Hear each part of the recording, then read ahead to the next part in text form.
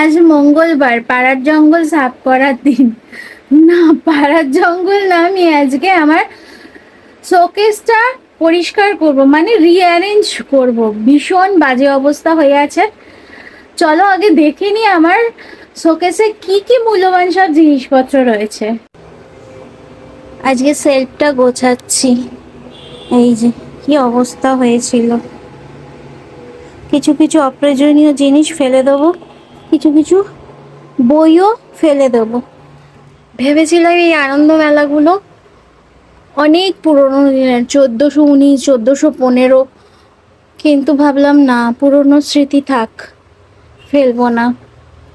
আর তাছাড়া এর মধ্যে আগে যে গল্পগুলো ছিল বা আগে যে রাইটাররা ছিল, এখন সেই রাইটাররা আর নেই, আর এত ভালো ভালো গল্পও আর নেই। এখন আনন্দমেলায় খুবই লো কোয়ালিটির গল্প। এটা হচ্ছে মেয়ের সফট টয়েসের, কি অবস্থা হয়ে আছে, একটুও গোছানো নেই। এই যে আমার বুক সেলফ, কত গল্পের বই। এগুলো 2-3 পড়া তো হয়ে গেছে, এখন আর হাতও দেয়া হয় না, কারণ ফোন চলে এসছে। এখন ফোনেই সব গল্প পেয়ে যাই, ফোনেই সব মুভি, সব কিছু পেয়ে যাই।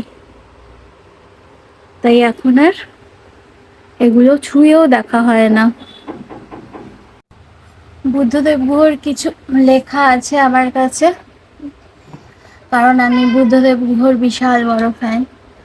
এছাড়াও নারায়ণ সান্যাল, ব্যোমকেশ বক্সী, শরদিন্দু, সত্যজিৎ রায়, অর্জুন সমগ্র, মোটামুটি রয়েছে, ছোট থেকে পড়েছি।